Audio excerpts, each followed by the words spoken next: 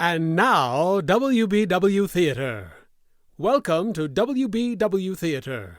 Listen to a series of radio dramas, comedies, mysteries, thrillers, westerns, all dedicated to preserving the golden age of radio. Those thrilling days of yesteryear, way back when families gathered together around the living room radio to join the theater of the mind. Listen now as we take you way back when imagination ruled and creativity had no limits. Listen now to WBW Theater.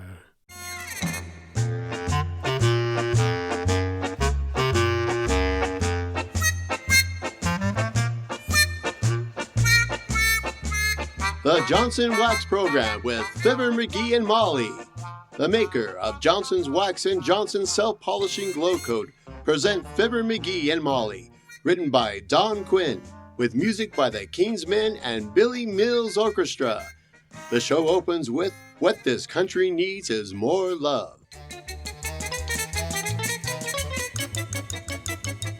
Here's a question for all of you good housekeepers. Do you know what the experts mean by the term protective housekeeping?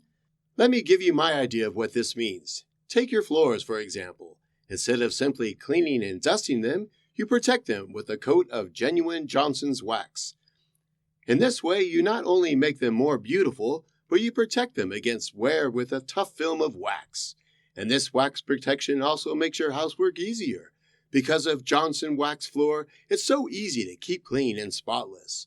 The same thing applies to your furniture and woodwork. Instead of merely cleaning and dusting your tabletops and chair arms, you protect them with Johnson's Wax, which brings out all the beauty of the wood and protects that beauty. In fact, protective housekeeping applies to many other things besides floors, furniture, and woodwork.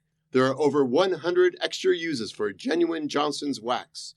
You can buy this famous wax polish in 3 forms: the old familiar paste and liquid forms, and the new cream wax especially formulated for furniture and woodwork. Your dealer has all 3.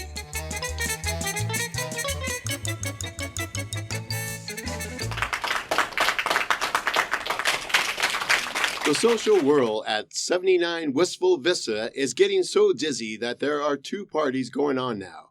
At the same time, in the living room, one party is going on about needing 50 cents for cigars, while the other party is celebrating the installation of the budget which has no allowances for cigars at all. And so we find the party of the first part and the party of the second part. Fibber, McGee, and Molly! But, Molly, that budget's all wrong. Why didn't you make provisions for my cigars? Because your cigars ain't provisions. Be that as it may, or may not be, or not, I'm entitled to 50 cents for a few smokes. After all, I gave you that money in the first place. Oh, so you're an Indian giver? Come to think of it, my grandfather was part Indian. His mother was an Irish Colleen, and his father was a big buck among the Cherokees. That made Grandpa kind of half-buck. And talking about half-bucks, Molly, how about letting me have... McGee, as warden of Moscow prison says, he brought back the bloodhounds after an unsuccessful chase. Yes? Not 1 red cent. Oh, you're a hard woman, Mrs. McGee. Oh, no, I'm not, Diddy. I've only got 35 cents, and I need that to pay the milkman. Very well. Give me the 35 cents, and I'll hand it to the milkman when he comes. I've already put it out on the back porch in the milk bottle.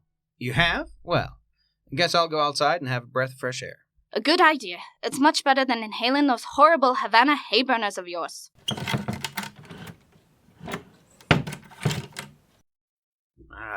Lovely day, ain't it, McGee? Yes, it is, McGee. Nice day out. Well, well, well, look at that. A milk bottle. With 35 cents in it. My. Lucky thing I've got a small hand and this bottle's got a wide mouth. It's a tight squeeze, but... There, I got it. Oh, now for a... Shucks. I got that hand in the bottle all right. Oh, I can't get this dad-ratted bottle off my hand. Oh, what'll I... McGee, what you doing with a milk bottle in your hand? Me? I haven't got any milk bottle in my hand. Oh, no? No, I've got my hand in a milk bottle. Well, take it right off. I can't. It's stuck. Now, why would a grown man want you? McGee, You were after that 35 cents. Now, Molly, I need a cigar. Darn sight worse than I need a glass of Guernsey gruel. Don't you get it, Molly? Instead of using the word milk, I call it Guernsey. Tain't funny, McGee. Okay, I'll pour it back in the bottle. To think that you'd stoop so low enough to take 35 cents out of the milk bottle. Oh, it wasn't much of a stoop. Molly, how am I going to get this off? Come on into the house and I'll get it off.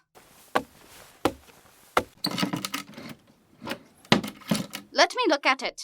Why, all you have to do is open your hand and it'll slip right off. I can't open up my hand. Gee, wish Uncle Dennis was around. He'd get me out of this jam. How? A guy can get more out of a bottle than... McGee! Now, let's sit quietly, Dirty, while I figure this out. Shh! What's that? Tain't me. Stop! Who goes there? Who? Oh, it's you. Boomer. Oh, excuse me for breaking in like this. Thought nobody was home.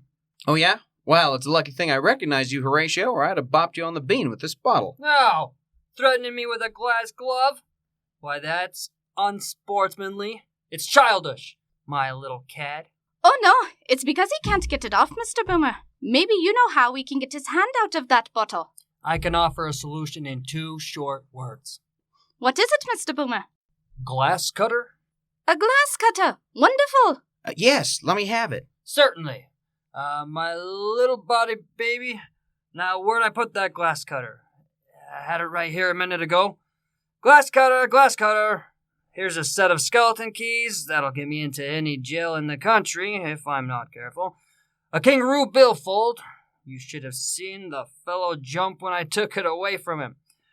Present for my brother, Luke, who's in the cooler. It's a muffler to keep Luke warm. A wire from Sheila, the shoplifter, says the police caught her in a revolving door. Now, that's wrong. They caught her with a revolving door. And no check for a short beer. Well, fancy that. No glass cutter either. Come to think of it, I left it in that jewelry store window last night. Ah, that was a neat job. I never pulled down so much money in such a short time since the day one of my garters got caught in my money belt.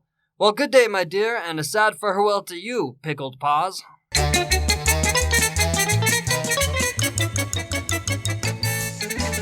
Dad, rat it, Molly. I can't stand it any longer. Get the hammer and break the bottle. No, I can't. It might hurt you. And besides, we paid a nickel deposit on the bottle. Well, what am I supposed to do? Just sit here and twiddle my thumbs? It's a neat trick if you can manage it. Can't you go about your regular work? Nope. Sorry, Molly, but all my industry is tied up by this bottleneck. Well, what are we going to do about this? I wonder who that could be. Sounds like Mrs. Uppington. She's one of our best knockers. Oh, dear. The house is in such a mess. Come in just the same, Mrs. Uppington. How do you do, Mrs. McGee and Mr. McGee? Hiya, kid. Kid? Mr. McGee, I'll have you understand that I'm no kid. That's exactly what Molly was saying overly yesterday. McGee! Don't mind him, Mrs. Uppington. What you waving your hand around like that for, Uppy? Why, McGee, it's the big diamond ring. I've never seen that one before, Abigail. I just got it this morning. Don't tell me that's a real, genuine, 100% diamond, Uppy. But of course, Mr. McGee. 6 carats. Why, that diamond is so big, you can't tell it from a rhinestone. Well, there's one way of telling whether it's real or not. What do you mean, Mr. McGee? Well, if it's a genuine diamond, it'll cut glass. Of course my diamond will do it. Now, if we only had some glass we could use. Now let me see. We had some around here a few minutes ago. Why, here we are. What did you know? A milk bottle with somebody's hand in it. Heavens, Mr. McGee, whose hand is it? Let me see. Oh, it's mine. Yours? Yes, he just stuffed his hand into the bottle and now he can't get it out. I bet I can get it out in no time, if Uppy'll lend me your diamond. Of course, Mr. McGee, here you are. Thanks. Now, if I start slicing right here... Be careful, Diddy. Oh, he can't hurt it. Say, this is a pretty tough bottle. Is it coming off, Mr. McGee? Something's coming off, but I'm afraid it isn't the bottle. What do you mean?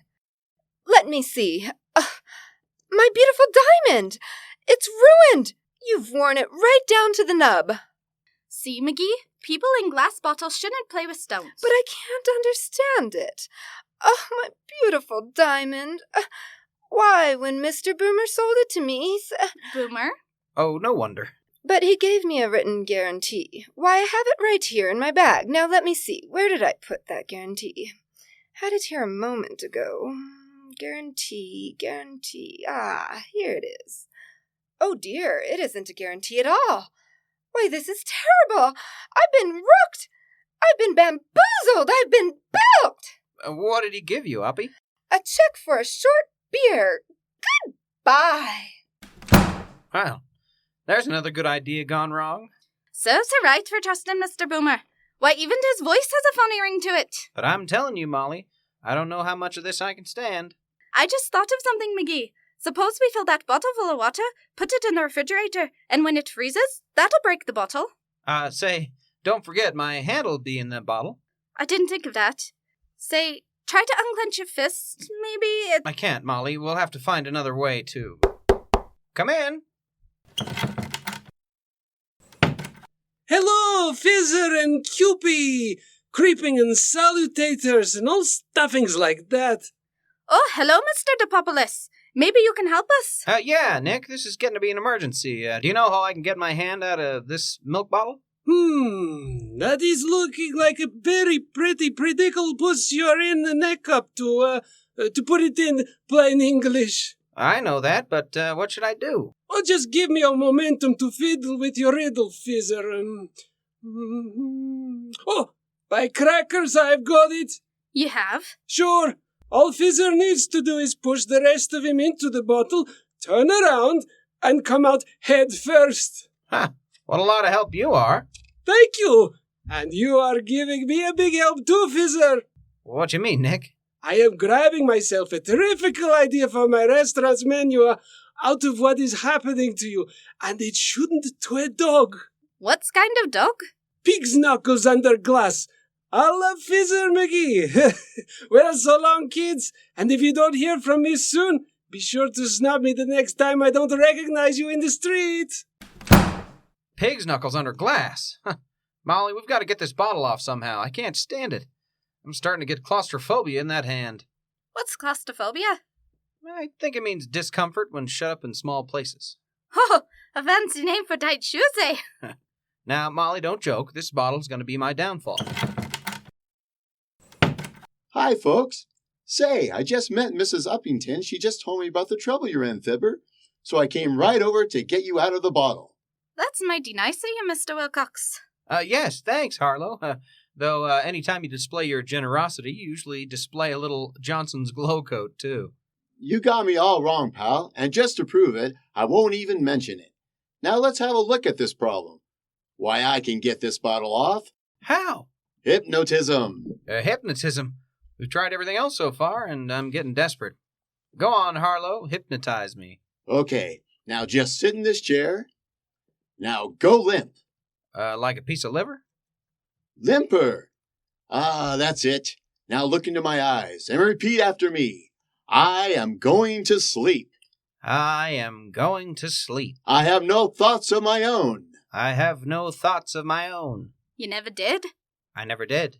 I will only think the things Mr. Wilcox thinks. I will only think the things Mr. Wilcox thinks. I am relaxed. I am free. No more drudgery of housework and messy floors. No more fears of dirt tracking into the house. All I do is apply Johnson's Glow Coat, let it dry to a hard glassy polish in 20 minutes or less, and I have a beautiful, clean kitchen floor surface which protects the linoleum, and I am relaxed. I am free. Peace. It's wonderful, spelled GLO-COAT. Well, I'm all through now. Wake him up, Molly. If he doesn't come to, just throw a bucket of water on him. Goodbye. McGee, wake up. What? Oh, say. Harlow, now that my hand's free, it's great to be able to scratch my nose again. Ow. Dad rat it? That bottle's still on. Harlow? Say, where's Harlow? He's gone. Of all the silly things, trying to hypnotize me. Me, with all my willpower. Huh. At least he kept his promise about not mentioning Johnson's self-polishing glow coat. Oops. There I went and mentioned it. Well, dearie, sometimes it doesn't hurt to... Come in. Oh, hello there, little girl. Hello, Mr. McGee. What to do in building a ship in a bottle? No, I'm not, sis. I know what kind of ship it's gonna be, I bet ya. Oh, what kind? A bottle ship. You mean a battleship? Will you give it to me when you finish it? Huh? Will you, Mr. McGee? Well, maybe I will, if... Dad rat it, sis. I'm not building any ship. Gee, you look silly with your hand in a bottle. How'd you do it? Well, it's a long story, little girl, chock full of details, points, a plot, and old anecdotes. I knew an old story once, I bet ya. You did? How did it go? I says anecdote, not nanny goat. What's the difference, huh? Well, an anecdote is a short tale. This one had a short tail. I mean, a different kind of tale.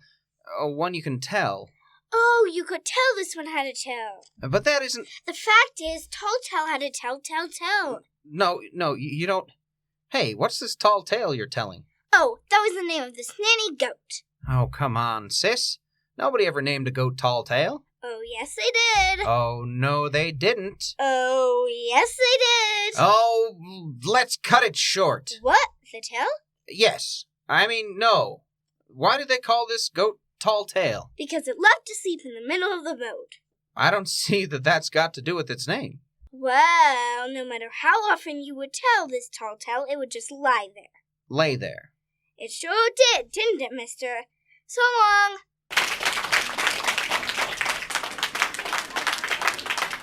Molly, let's call the plumber or the fire department. I'm as shaky... We'll try and forget about it for a while. Sit down and read the newspaper. Can't read the newspaper. Why can't you? Can't turn the pages. Why not? Gotta hold the paper with one hand, don't I? Sure. Then how can I wet my other thumb? You poor lad. Oh, McGee, maybe this is how we'll get the bottle off. We'll wrap the electric heating pad around it and it'll expand the glass. Okay. Where's that heating pad? Oh, never mind. I know exactly where it is. It's right here in the hall closet. Gotta straighten out that closet one of these days. Come in. Good afternoon, kids.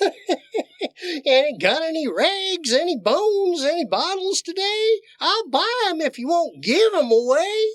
Well, Timer, I don't know if I've got a bottle with some bones in it, on the one hand, but I haven't any rags on the other hand.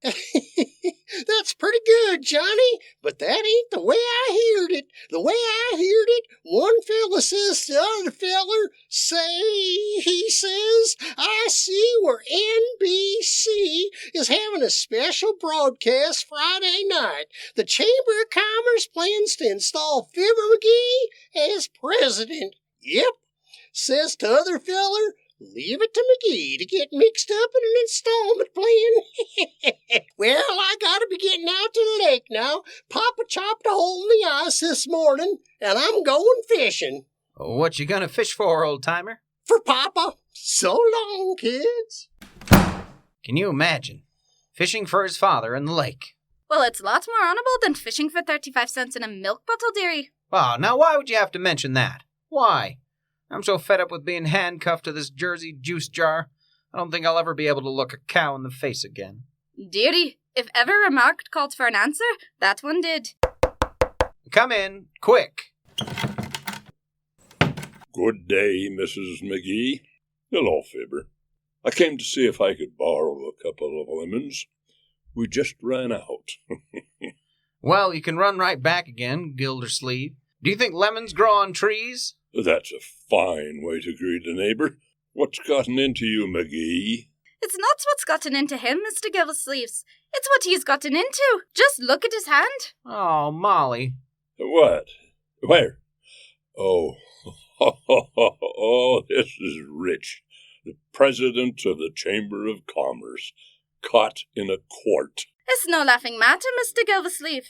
We've been trying to get that bottle off his hand for hours. Oh, you have, eh? Why, It's the simplest thing in the world to do. Well, how? Well, just raise that arm over your head and hold it there for 2 minutes. The blood rushes away from the hand shrinks, and presto, you're free again. Why, that's a wonderful idea. Try it, McGee. Go on.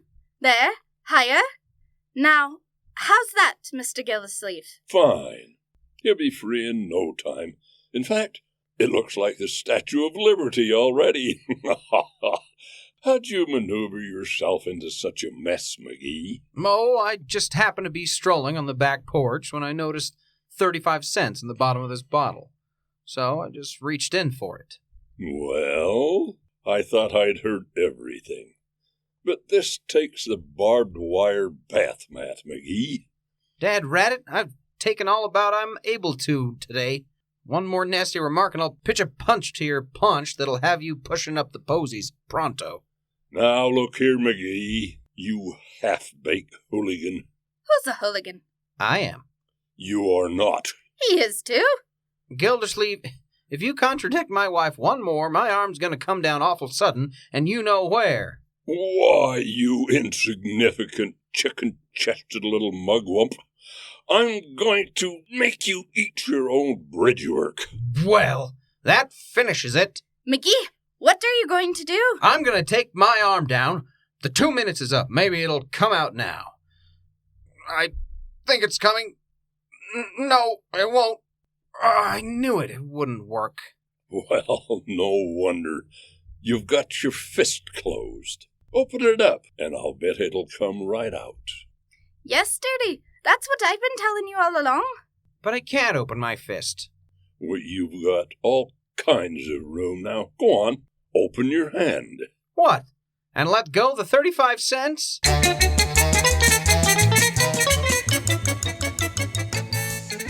Do you have as much leisure time these days as you'd like? Enough time for visiting with your friends, playing bridge, or reading? I can tell you how you can have more time for yourself. That is, unless you're already using Johnson's self-polishing Glow Coat on your linoleum floors. For many thousands of women, Glow Coat has become one of the most important labor savers in the home. Glow Coat saves time in more ways than one. It does away with tedious floor scrubbing, keeps linoleum clean and sparkling with almost no work at all. Glow Coat is self-polishing, needs no rubbing or buffing. You just apply and let dry, and in 20 minutes, your floor gleams with a beautiful, lasting polish. Spill things are quickly wiped up with a damp cloth, and your linoleum will last much longer, too. I can't think of a single reason why you shouldn't be using Johnson's self-polishing Glow Coat. Why not order some today?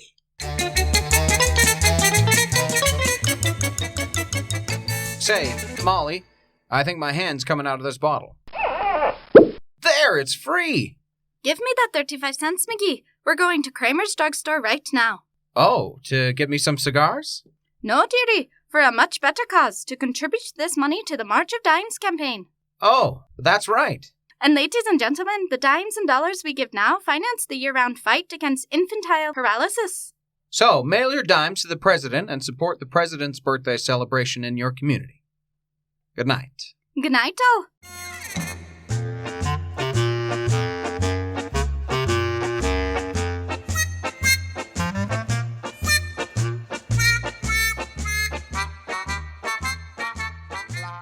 This is Harlow Wilcox speaking for the makers of Johnson's Wax and Johnson's Self-Polishing Glow Coat. Good night. This is the National Broadcasting Company.